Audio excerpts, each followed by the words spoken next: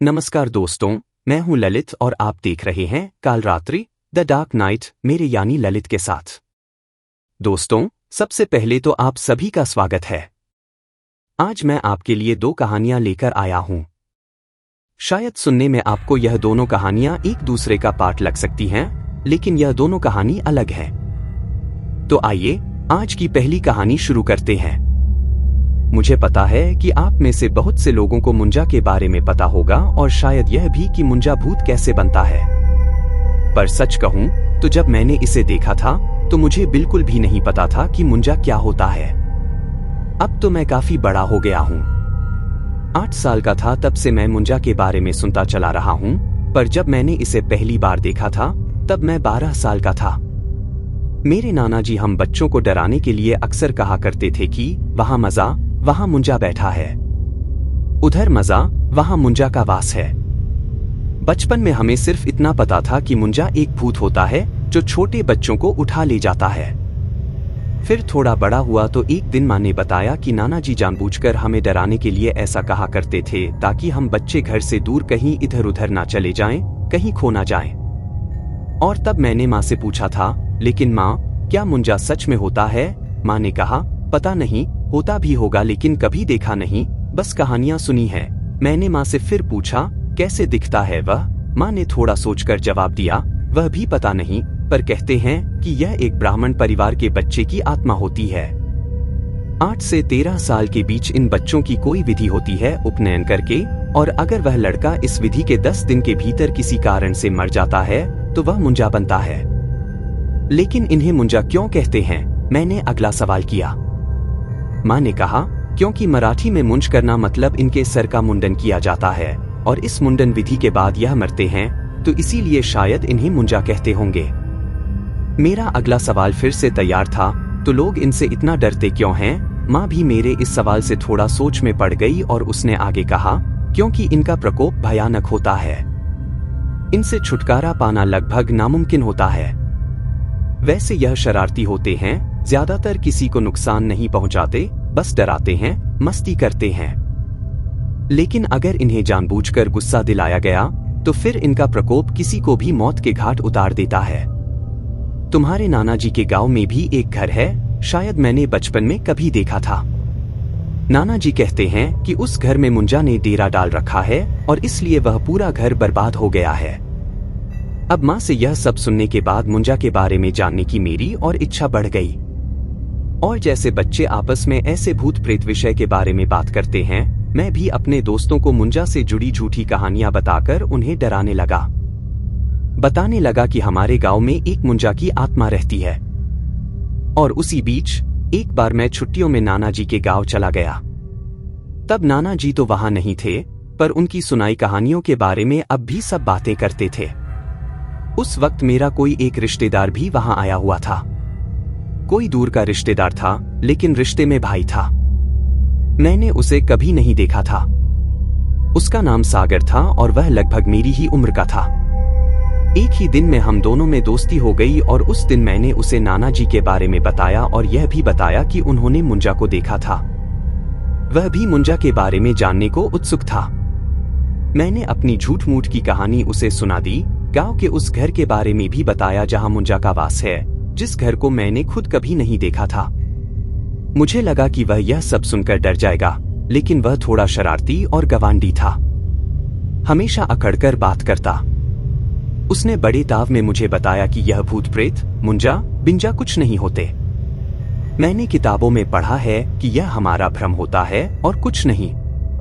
अब वो हर बार मुझे कमक्ल साबित करने की कोशिश करता। हर वक्त मुझे ऐसे जताता कि जैसे वह मुझसे ज्यादा समझदार और होशियार है। घर वाले भी उसी का लाड़ प्यार कर रहे थे क्योंकि वह हमेशा बड़ों जैसी बातें करता था। अगले 2-4 दिन तक वह मुझे मुंजा कहकर चिढ़ा रहा। घर वालों ने भी उसी का साथ दिया। पता नहीं उसने उन्हें मेरे बारे में क्या बताया था, लेकिन उसके बाद मैंने उसके साथ बात करना और खेलना कम कर दिया। फिर एक दिन दोपहर वह मेरे पास आया और मुझसे कहा, चल आसपास टहलने चलते हैं। मैंने पता लगा लिया है, गांव के बाहर पहाड़ी के रास्ते पर मुंजा का वास है।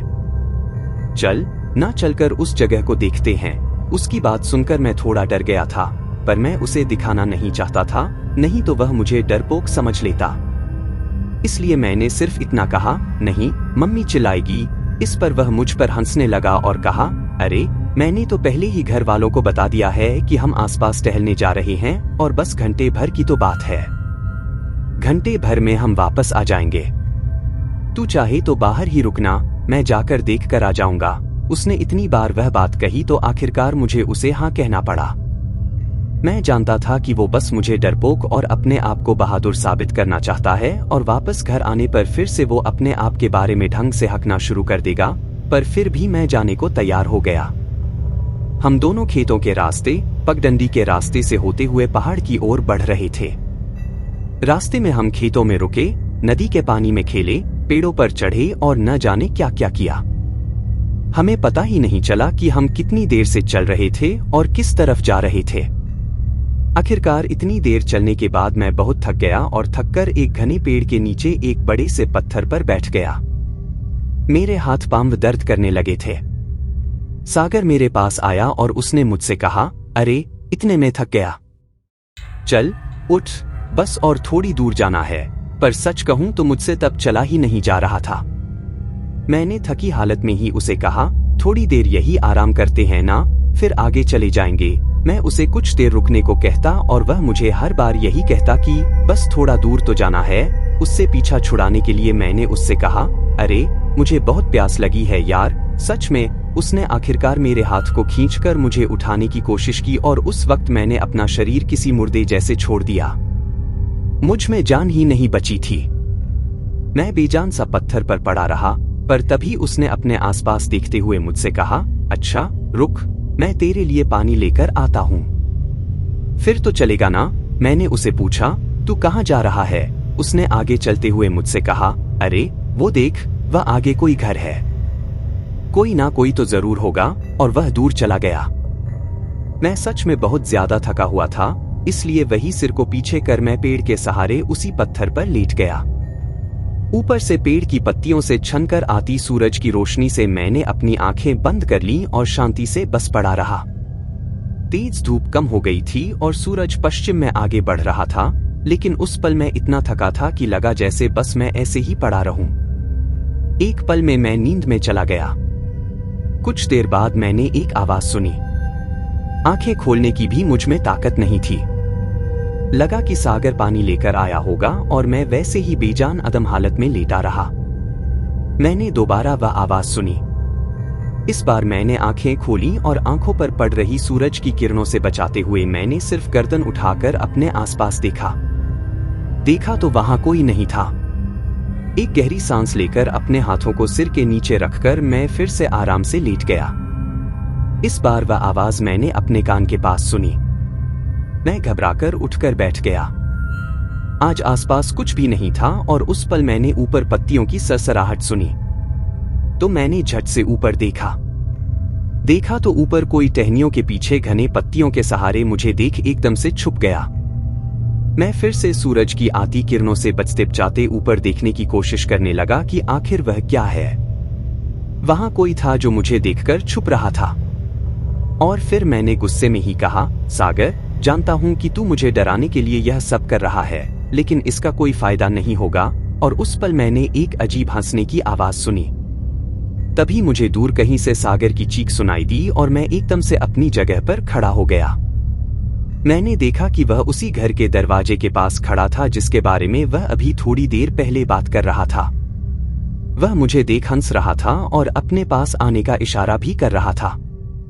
इधर आ, तुझे मंजा दिखाता हूं। मुझे डर तो लग रहा था, पर उससे भी ज्यादा मुझे उस पर गुस्सा आ रहा था।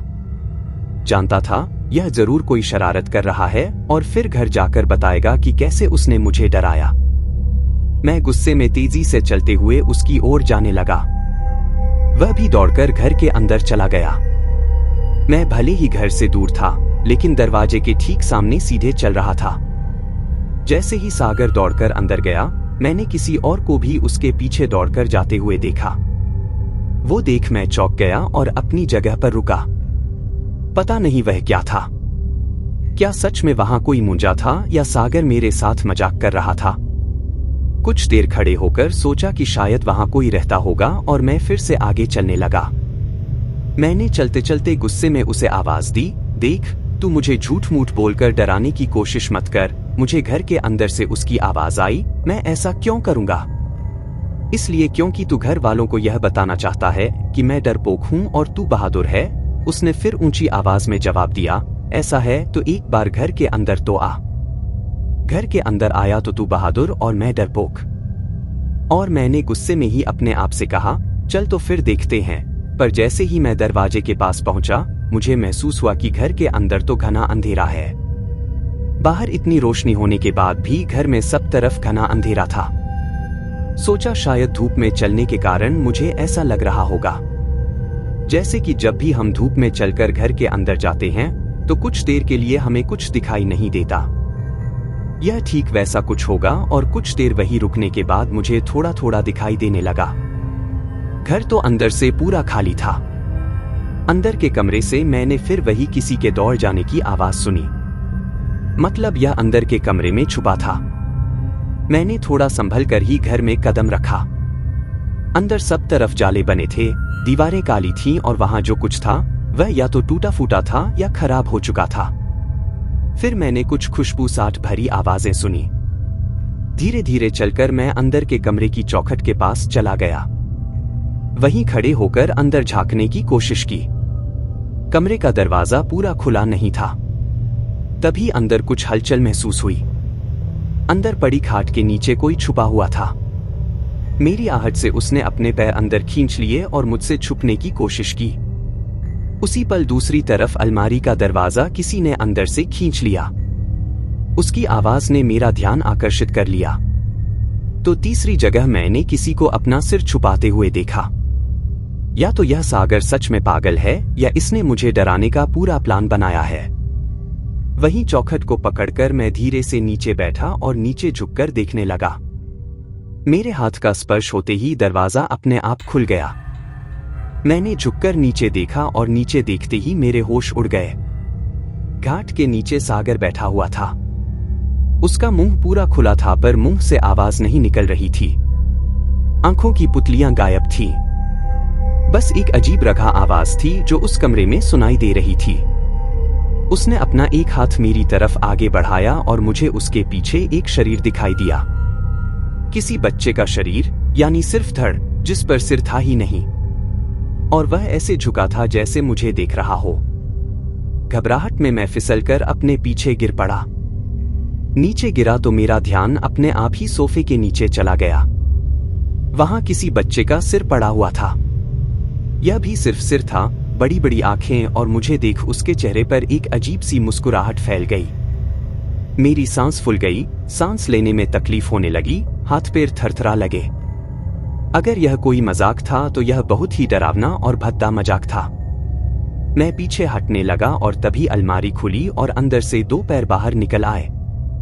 मैंने ऊपर देखा तो ऊपर धड़ ही नहीं था, वह सिर्फ पैर थे और वह पैर मेरी तरफ ही बढ़ रहे थे।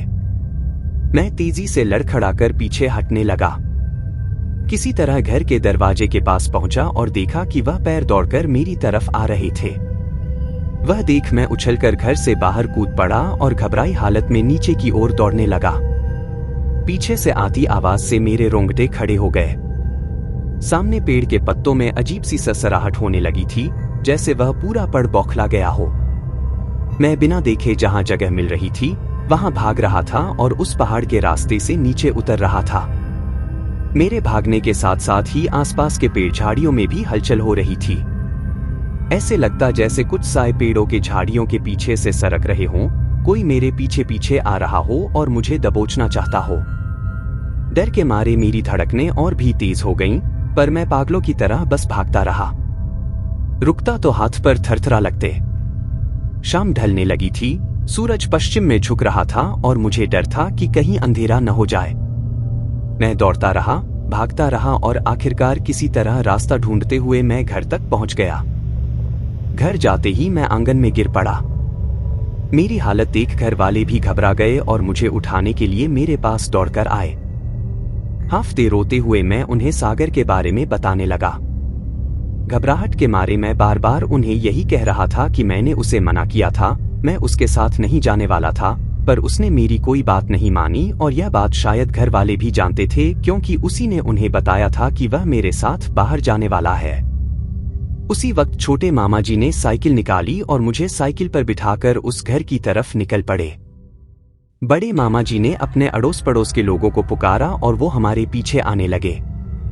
कुछ 15 मिनट में ही हम उस घर तक पहुंचे। अब वहां सब कुछ शांत था, कोई आवाज नहीं, कोई आहट नहीं। इस वक्त तक सूरज डूब चुका था, आसमान अंधेरे की चादर को ओढ़ रहा था। वहां जाते ही मामा जी और उनके साथी सब मिलकर घर में और घर के आसपास सागर को ढूंढने लगे, उसे पुकारने लगे। हम उस रास्ते पर भी ढूंढते चले गए जहां से हम उस घर तक पहुंचे थे, पर सागर कहीं नहीं मिला और न ही उसके वहां होने के कोई निशान मिले। रो रो कर मेरी हालत खराब हो गई थी। घंटे भर में पुलिस वहां आ गई और पुलिस ने भी खोजबीन शुरू कर दी।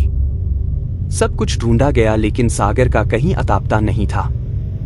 मैं वापस घर आया तो घर में जैसे मातम छाया हुआ था। सागर की मां की हालत इतनी खराब हो गई थी कि उन्हें अस्पताल में भर्ती कराना पड़ा। सबकी हालत खराब थी।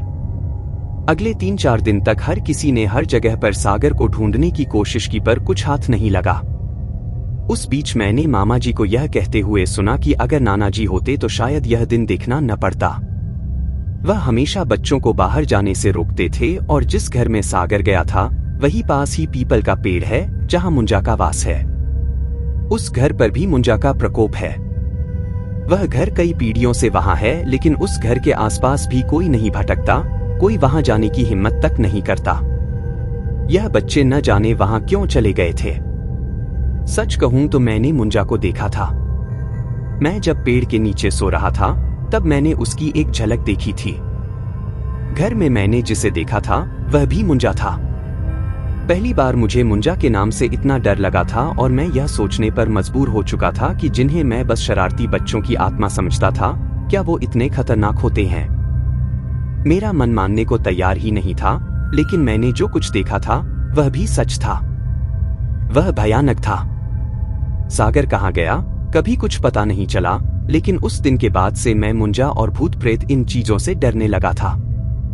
हम में से कई लोगों के लिए किसी आत्मा का कब्जा एक ऐसी चीज है जिसे हम फिल्मों में देखते हैं और भूल जाते हैं, पर जो जानते हैं कि यह कितना भयानक होता है वही इसे समझ सकते हैं।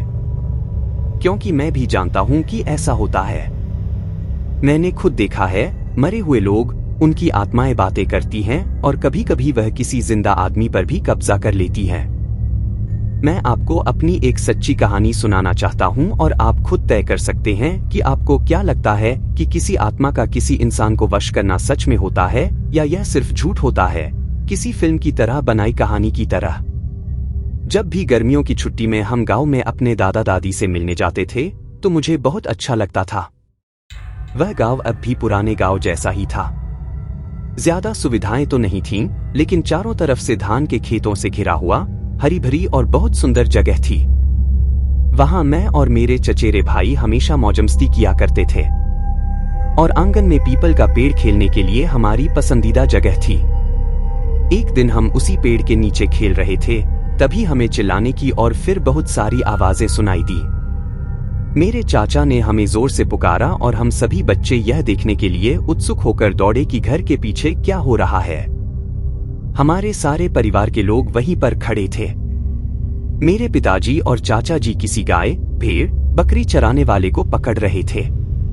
अब उस समय गांव में जो भी किसान थोड़े धन संपन्न होते थे, उनकी गायों और भेड़ बकरियों को चराने के लिए कोई न कोई आदमी जरूर होता था। मेरे दादाजी के पास भी था और यह वही चरवाहा था।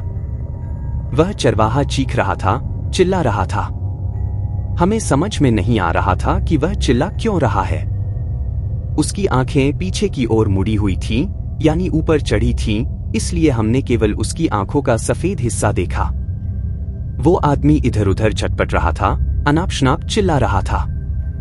मेरे पिताजी और चाचाजी से छूटने की कोशिश कर रहा था और ऐसा करते हुए इतना पीछे की ओर झुक जाता था कि मुझे लगता कि उसकी रीढ़ की हड्डी टूट ही जाएगी। जिस तरह से वो झुकने की कोशिश कर रहा था, वो अपने शरीर को इतना मोड़ लेता था कि किसी भी आम आदमी के लिए संभव ही नहीं था। हमने जो कुछ कह रहा था उसमें से कुछ को समझने की कोशिश की, लेकिन वह तो अजीब आवाज में चिल्लाता रहा और उनमें से कुछ ऐसा लग रहा था जैसे ये शब्द ही नहीं थे, बस कोई अजीब आवाजें थीं। अरे जाओ, भागो, जल्दी से खाट लेकर आओ, मेरे चाचा जी हमें देखकर चिल्लाएं और हम अंदर भागे। एक खाट उठाकर उसे घर के पीछे के आंगन की ओर ले गए। फिर चाचा ने हमें रस्सी लाने के लिए कहा और मेरा चचेरा भाई उसे लेने के लिए दौड़ पड़ा और जल्दी से वापस आ गया। एक दूसरे आदमी ने रस्सी पकड़ी और मेरे पिताजी और चाचा जी ने उस चरवाहा को खाट पर बिठाने की कोशिश की, लेकिन वह झटपट रहा। वह पूरी ताकत से अपने आप को छुड़ाने की कोशिश करने लगा। चाचा ने फिर हमें कहा कि घर के सामने जाओ और रास्ते में जो भी दिखाई दे उसे बुलाकर यहाँ लेकर आओ। हम बच्चे थे और वह सब देखने में हमें मजा आ रहा था। हम तुरंत दौड़कर घर के सामने चले गए और 2-3 लोगों को बुलाकर लेकर आए। उस चरवाहा को पकड़ने में मेरे पिताजी और चाचा जी की मदद करने के लिए 3 और लोगों की और उसे खाट से कसकर बांधने के लिए एक और आदमी की जरूरत पड़ी। आखिरकार सबने मिलकर उस चरवाहा को खाट से कसकर बांध दिया। उसके दोनों हाथों को भी नीचे बांध दिया गया ताकि वह आगे बढ़कर किसी को चोट न पहुंचा सके या कोई नुकसान न कर सके। उसके पैर भी कसकर बांध दिए गए थे ताकि वह किसी को लात न मार सके। पूरे समय चरवाहा अपना सिर इधर घुमाता रहा, टकता रहा और चिल्लाता रहा। वो अपने आप को छुड़ाने के लिए लड़ता और उछल-उछलकर खाट को जोर से हिलाता। वह इतनी ताकत लगा रहा था कि मुझे डर था कि कहीं वह रस्सी तोड़कर हम पर हमला न कर दे। और उसके कुछ देर बाद वहां खड़े लोग उसे खाट के साथ उठाकर घर के अंदर एक कमरे में ले गए। मैं भी छुप छुप कर उनके पीछे जा रहा था और देख रहा था कि वो सब क्या कर रहे हैं। उसकी आंखें अभी भी खींची हुई और ऊपर की ओर मुड़ी हुई थीं और काफी देर तक झटपट के बाद धीरे धीरे वह गुर्रा हुआ, अचानक शांत हो गया। बाकी सभी लोग उससे थोड़ा दूर खड़े होकर बस उसे देख रहे थे। सब कुछ शांत था, एकदम सन्नाटा जैसा। उसकी आंखें सामान्य हो गईं और उसने हमारी ओर देखा, बहुत शांत आंखों से।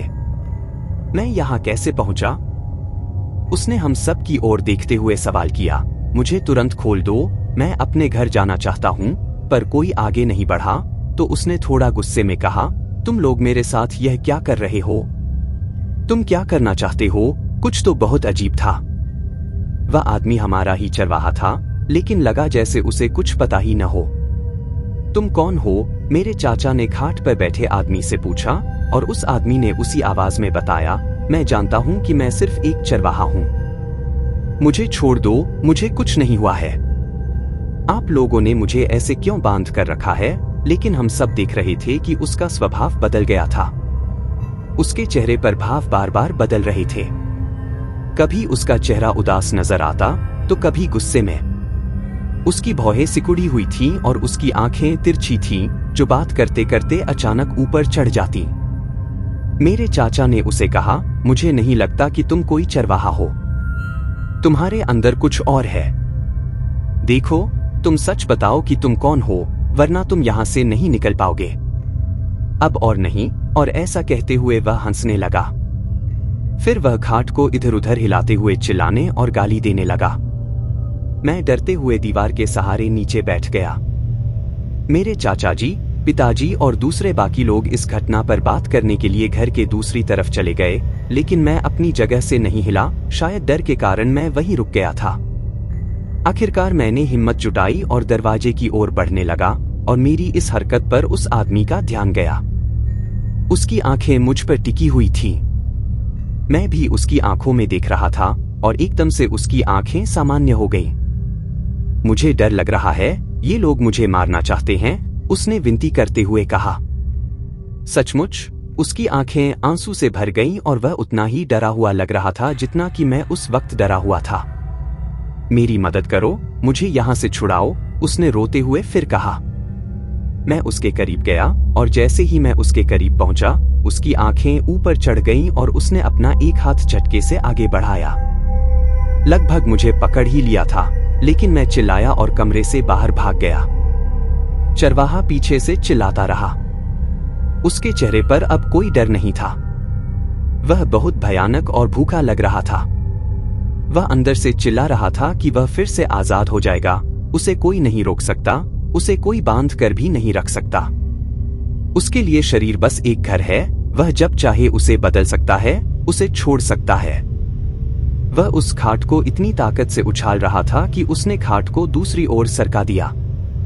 मैं बाहर खड़ा था, लेकिन फिर भी मैं बार बार कभी खिड़की से तो कभी दरवाजे की दरार से अंदर झांक कर उसे देख रहा था।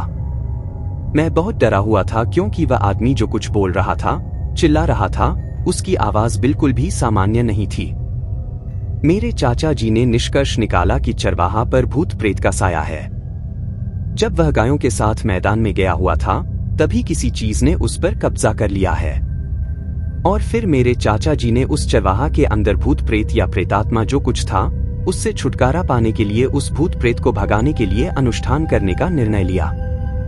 भूत भगाने की क्रिया बहुत अजीब थी, कुछ ऐसा जो मैंने पहले कभी नहीं देखा था। मेरे चाचा जी ने उस चरवाहा के कान में लाल मिर्च भर दी, जिससे वह गुस्से से चिल्लाने लगा।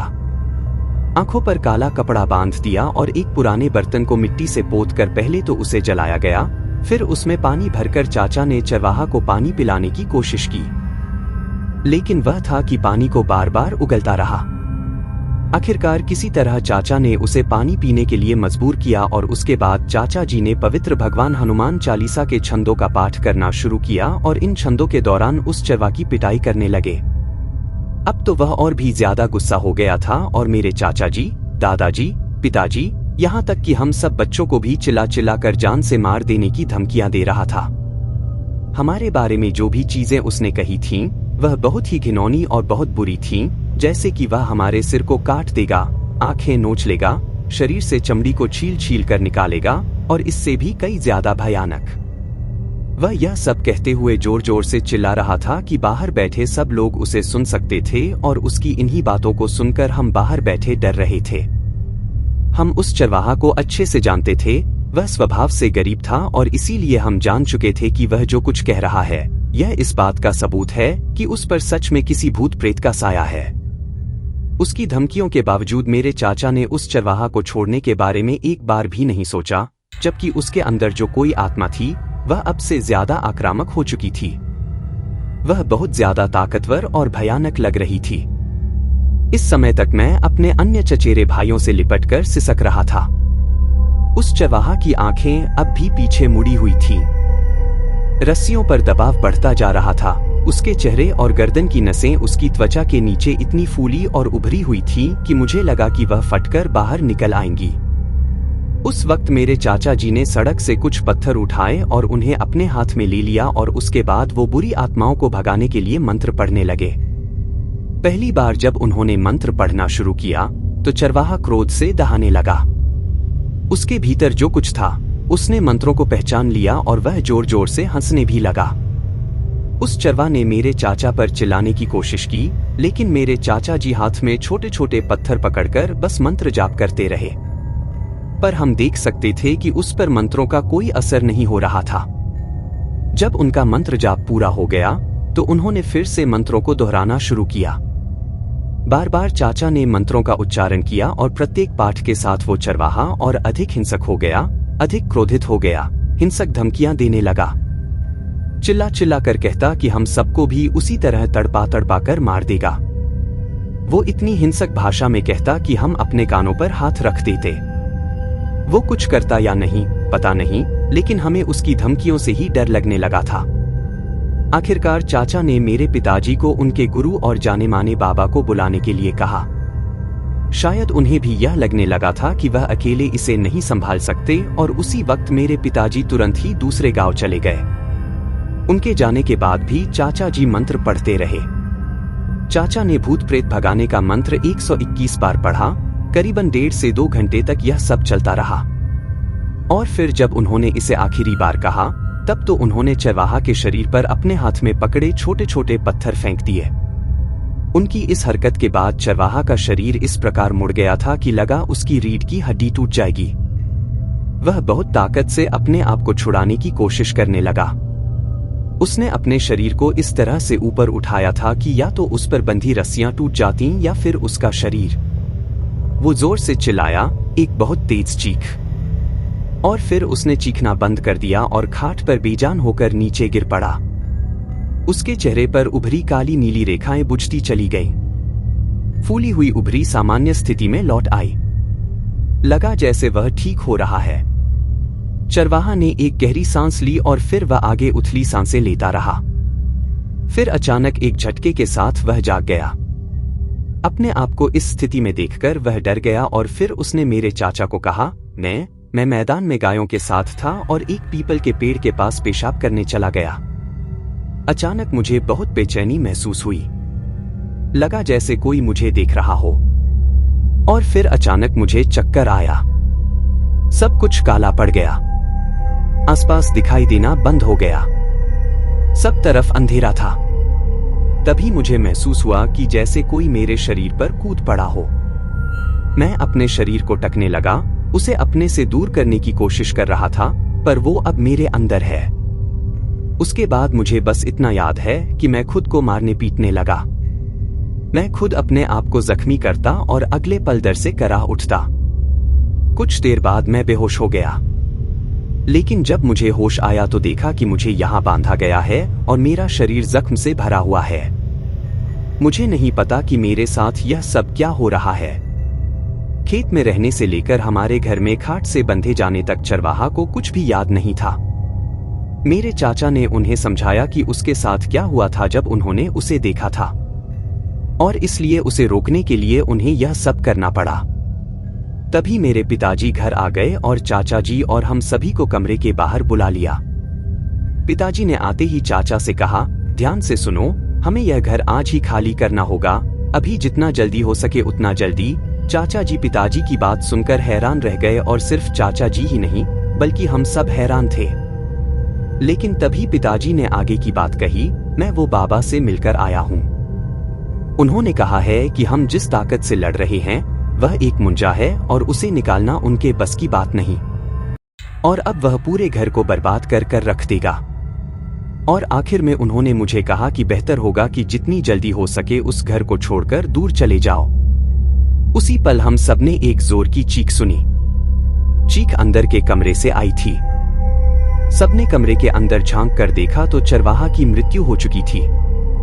उसका सिर खाट के नीचे लटक रहा था। शरीर बेजान था, कोई हलचल नहीं। सब तरफ भागदौड़ शुरू हो गई और सबसे पहले औरतों और बच्चों को घर से दूर भेजा गया। उसके बाद जितना हो सके उतना सामान लेकर दादाजी, चाचा जी और पिताजी घर से निकल पड़े। वहां से निकलने से पहले उन्होंने जल्दी जल्दी में उस चरवाहे का अंतिम संस्कार भी कराया। अंधेरा होने से पहले हम गांव के बाहर थे और अगले दिन तक हम हमारे शहर वाले घर में थे।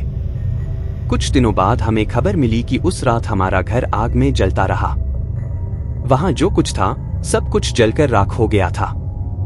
लेकिन सच कहूं तो इतने सालों बाद भी हमारे घर वाले उस बात को सोचकर डरते हैं कि कहीं वह वापस ना आ जाए। लेकिन अब मुझे भी डर लगता है जब मैं ऐसी किसी घटनाओं के बारे में सुनता हूं। इसलिए मैं हमेशा कोशिश करता हूं कि इन सब चीजों से दूर रहूं, ऐसी घटनाओं से दूर रहूं। तो दोस्तों, यह थी आज की 2 कहानियां। आपको दोनों कहानियां कैसे लगी मुझे कमेंट करके जरूर बताएं। दोस्तों, कैसी लगी आपको ये आज की कहानी? कमेंट करके बताएं, वीडियो को लाइक करें और शेयर भी करें। कल रात्रि द डार्क नाइट चैनल को सब्सक्राइब करना न भूलें। मैं आपका दोस्त ललित आपसे विदा लेता हूं। मिलते हैं अगले एपिसोड में एक ऐसी ही किसी डरावनी कहानी के साथ। तब तक के लिए धन्यवाद।